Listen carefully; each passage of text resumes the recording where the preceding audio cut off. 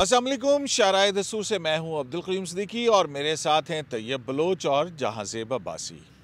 आज बात करते हैं। सिद्दीकी साहब एक सेकंड ठहर जाएं। आज ऐसे करते हैं कि क्या आज करते हैं? जो प्रोग्राम है वो मैं हाँ। करता हूँ अच्छा। और क्वेश्चन आपसे पूछता हूँ। बिल्कुल ठीक कह रहे हैं। मतलब आज सवाल हमारे होंगे, जवाब आपके होंगे। नहीं सिद्दीकी साहब, जो आप एक स्विंग किस्म के क्वेश्चंस करते रहते हैं ना, तो आज मेरा दिल है कि वो क्वेश्चन हम आपसे करें। चले मैं आपको क्या पता कि मैं मुझे तो मैं सवालों का मुझे क्या पता यार। अच्छा सिद्दीकी साहब, तो सबसे हाँ। पहले तो ये बताएं कि ये कोई बड़ी बातें हो रही हैं जी कि पंजाब और खैबर पख्तूनख्वा की असम्बली दोबारा बहाल होने जा रही है। किसने कौन कर रहा है ये बातें वैसे? सर, टीवी चैनल्स के ऊपर ये खबरें चली हैं आज कि एक पटिशन तैयार कर ली गई है जो दोनों सूबाई अच्छा, स्पीकर्स। वो जो आप चौधरी परवेज़ इलाही जी, के जी, जी, जो जी, मीडिया जी, टॉक जी, है जी, उसका हवाला देके कर रहे हैं। तो मुझे ये बताएं कि ये अगर पटिशन तैयार कर ली गई है तो ये हाँ। पटिशन कहाँ पे आएगी और उसको कौन सा बेंच सुन सकता है? अच्छा देखें, ये बड़ी दिलचस्प बात है। पता नहीं, शायद वो पटिशन आ भी चुकी है और वो पिटीशन किसी दूसरी रूप के अंदर आई है। अपना तो ये बलोच साहब, प्रॉक्सी पटिशन टाइप। वो नहीं आई इन्हीं से है। अभी कुछ दिन पहले जो एडवोकेट ऑन रिकॉर्ड हैं तारिक अजीज़ साहब, उन्होंने एक कॉन्स्टिट्यूशन पिटीशन 184(3) के नीचे दाखिल कर दी है। सही है। अच्छा, वो जो आइनी दरख्वास्त है उसके अंदर गो के कहा यह गया है कि जनाब ये जो निगरान हुकूमतें हैं ये दोनों निगरान हुकूमतों को फ़ौरन काम करने से रोका जाए और ये अपना कॉन्स्टिट्यूशनल मैंडेट जो है वो पूरा कर चुकी हैं जो अरसा दौरानिया है, तो लिहाजा एक ऐसा बंदोबस्त किया जाए कि जो कि आइन और कानून के मुताबिक हो, ताकि और उसमें ये कहा कि और फिर वो जो बंदोबस्त है वो जब तक इलेक्टेड नुमाइंदे नहीं आ जाते अवाम के, उसके तहत वो कार्रवाई करे। अच्छा, ये दो प्रेयर्स हैं and these are very smart prayers. मैं एक प्रोग्राम सुन रहा था अजहर सदीक एडवोकेट साहब का ना, वो अजहर सदीक जी, वो एडवोकेट यूट्यूबर भी है ना जी। वो यूट्यूबर, वकील और वो सारा कुछ जो है, तो वो तहरीक इंसाफ के लिए बड़ी PIL की करते हैं। पहले हमारे साथ थे यहाँ पे, उनका कोट फटा होता था। अब तो माशाल्लाह अल्लाह ताला ने उनको बहुत वसी मालो असबाब फराम किया है। बहरहाल वो उनकी अपनी मेहनत है। तो वो ये कह रहे थे कि जनाब जब ये आज ये इनका जो मुद्दत है ये ख़त्म हो जाएगी तो वो उसके बाद जो है वो असम्बलियाँ बहाल हो जाएंगी और चौधरी परवेज़ इलाही बहाल हो जाएंगे। तो अब ये जो आइनी दरख्वास्त आई है ये चौधरी परवेज़ इलाही और महमूद ख़ान, जो दोनों साबिक वज़रा आला हैं, एक पंजाब असम्बली के और दूसरे खैबर पख्तूनख्वा असम्बली के, तो उन्होंने ये 184(3) के अंदर सुप्रीम कोर्ट में दायर कर दी है।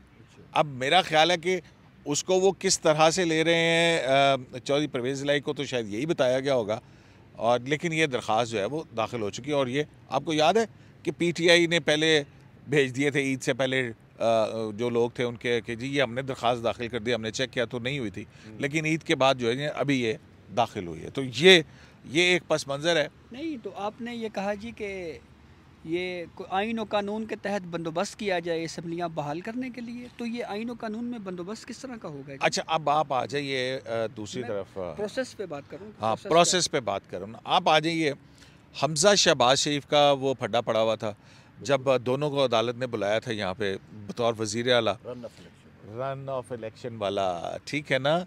तो रन ऑफ इलेक्शन के अंदर उन्होंने क्या किया था, उन्होंने ट्रस्टी वज़ीर आला बनाया था। किसको बनाया था? हमजा शहबाज शरीफ को बेख्तियार ट्रस्टी वज़ीर आला। जब वो नहीं याद नहीं है कि हाँ, वो याद नहीं है जब अपना जो है चौधरी परवेज़ इलाही चीफ जस्टिस पाकिस्तान से मुतालबत करते जा रहे थे और वो उनके तस्लीम करते जा रहे थे कि हमारे अरकान हज पे गए हुए हैं या उम्रे पे गए हुए हैं, वो उनको वापस आने दिया जाए, और फिर लोकल जो है 15 सीटों खाली हैं उनके ऊपर इलेक्शन होने दिया जाए, और हमजा शहबाज शरीफ सब चीज़ कंसीड करते चले जा रहे थे। ठीक है, तो फिर उन्होंने कहा इस दौरान के अंदर ये होगा क्या, तो फिर सुप्रीम कोर्ट ने एक ट्रस्टी, और हमारे जो जूरिस्प्रूडेंस है उसके अंदर ये बात तय है अदालती फैसलों के अंदर कि ये जो एग्जीक्यूटिव अथॉरिटी है रियासत की, ये चोजन रिप्रेजेंटेटिव के ज़रिए ही एक्सरसाइज हो सकती है। तो ये एक बहुत बड़ा सवाल था।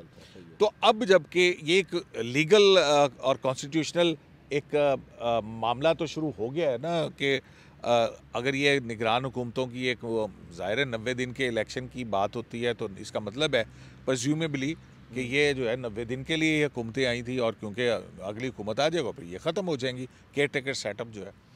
तो ये बहुत बड़ा एक सवाल, लीगल क्वेश्चन बन के अब फिर उभरेगा और ये भी केस ऑफ फर्स्ट इम्प्रेशन होगा।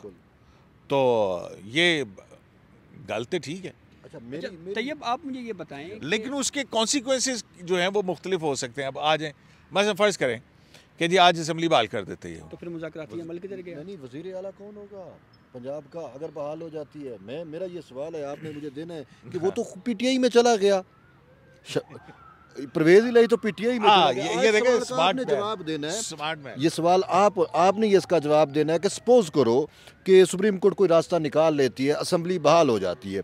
पंजाब में जैसे जो स्टेटस था उसमें परवेज़ इलाही वज़ीर आला था, लेकिन वो मुस्लिम लीग काफ से था, अब वो पीटीआई में चला गया, तो फिर आप सिचुएशन कैसे देख रहे हैं? फिर उसके बाद आ जाए, फिर वही आइन का article 63A 63(1)A sub clause 1A जी, उसमें वो यहाँ वहाँ पे ये लिखा हुआ है, मतलब आइन के अंदर जो लिखा हुआ है, और वो ये लिखा है, और इन्होंने ज़ाहिर है अब उन्होंने लिखा है कि अगर कोई रुकन मेंबर पार्लियामेंट या मेंबर सूबाई असम्बली वो जो है इस्तीफ़ा दे दे या दूसरी पार्टी में शामिल हो जाए तो वो डिस्क्वालीफाई हो जाएगा, मुनरिफ हो गया, वो मतलब डिस्क्वालीफाई हो जाएगा।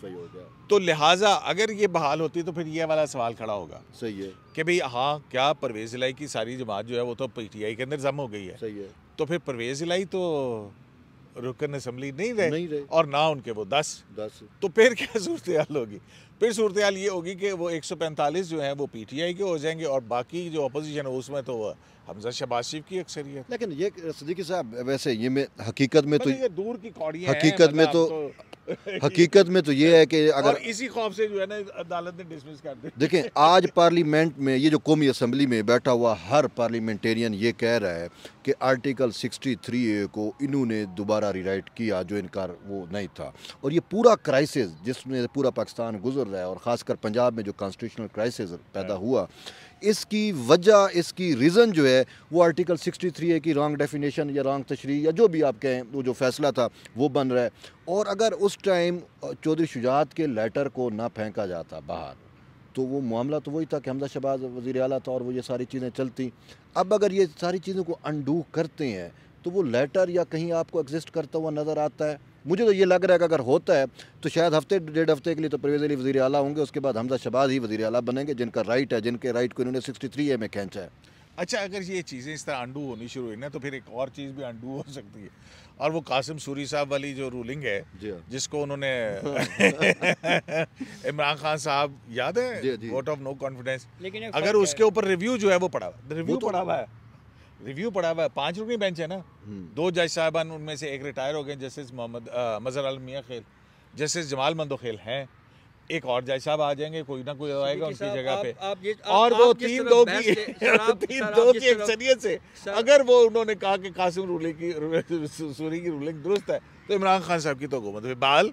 वो तो टोटल अनकॉन्स्टिट्यूशनल ना, वो तो टोटल अनकॉन्स्टिट्यूशनल थी, और हमारी राय ये है वो कहते हैं कि जी हाँ हमने इंटरप्रिटेशन गलत की थी, 69 वो पार्लियामेंट का मामला था, उस वक्त और मतलब एक रिव्यू कर सकते हैं ना। आप जिस तरफ बहस को लेके जा रहे हैं, लाइट जा रही है, मुझे डर रहा है कहीं आखिर में आप ये ना कह दें कि फैज़ हमीद को भी बहाल कर दें और बाजवा को भी बहाल कर दें और सब सारे हंसी खुशी रहना शुरू हो जाए। नहीं तो आपका क्या ख्याल है कि अगर इमरान खान साहब की हुकूमत बहाल हो जाए, ठीक है, तो बेशक वो रिटायर हो गए, जनरल कल्लू का वाक़या नहीं है आपको याद? जनरल कल्लू जो है उनको बेनज़ीर भुट्टो ने DGI से लगाया था ना, लगाया था, तो फिर यानी आप कह रहे हैं कि फैज़ हमीद साहब भी वापस आ सकते हैं। आपका क्या ख्याल है कि 2 अरकान, अब आपको समझ आ रही है वो जो 2 अज खुद नोटिस लिया था गुलाम मोहम्मद डोगर की ट्रांसफ़र केस के अंदर, अब आपको समझ आ रही है कि उस अज खुद नोटिस का 90 दिन के इंतखाबात कराने के हवाले से मकसद क्या था कि कौमी असम्बली भी वक्त से पहले तहलील कराई जाए, जिसके लिए मुज़ाकरात शुरू हैं। अब आ रही है समझ आप लोगों को? इसी पे तो डेडलॉक आज पैदा हो गया, इसी पे तो डेडलॉक पैदा हो गया। देखें इमरान खान ने जो कहा, या जो तो इनकी मुज़ाकराती कमेटी, उन्होंने कहा भी कौमी असम्बली तहलील करो, लेकिन इस पे जरदारी साहब और बाकी जो उनके इत्तेहादी हैं, ये जो हुकूमत बैठी है, ये तो इस पे कायल है, उन्हें क्या कुछ भी हो जाए एक दिन पहले भी हम असम्बली तहलील नहीं करेंगे, जो एनी मुद्दत है वो कम्प्लीट हो। बहरहाल वो अब आ गया ना, बिल्कुल ये तो है ना, ये ना तो सुप्रीम कोर्ट कौमी असम्बली तहलील करने के लिए कह सकती, ना दबाव डाल सकती है, ना ही कोई सूबाई असम्बली, वो चीफ मिनिस्टर की या प्राइम मिनिस्टर की डिस्क्रिप्शन है। तो लिहाजा बात तो जनाब, और यही वो चाह रहे थे कि बस ठीक है अशुई हो, मुज़ाकरात न। अब आपका क्या ख्याल है? क्यों अच्छा चलें जाए मुज़ाकरात कर लें। अच्छा सर, आखिर में एक एक छोटा सा सवाल है, जो बस टाइम खत्म। ये फैसला क्यों नहीं आ रहा? मुज़ाकरात चल रहे हैं ना। अच्छा हाँ तो ठीक है, मुज़ाकरात हो जाए, फिर उसके बाद फिर फैसला भी आ जाएगा कि हाँ जी हमने टाइम दिया था, वक्त दिया था, वो आएंगे आके बताएंगे जो हमने मुज़ाकरात करने के लिए कहा था। वो कहेंगे कि जनाब हमने एक विंडो ऑफ अपॉर्चुनिटी खोली थी, लिहाजा ये है। तो लिहाजा चीफ जस्टिस ने क्या कहा था, फिर जैसा है वैसे ही चलेगा। बिल्कुल ठीक है जी, जैसा है वैसे ही की बुनियाद के ऊपर चलेगा या नहीं, तो ये तो बहरहाल आने वाला वक्त ही बताएगा। शरह दस्तूर से AQS लाइव से जानते हुए किसी को इजाज़त दीजिए। अल्लाह हाफ़िज़। अल्लाह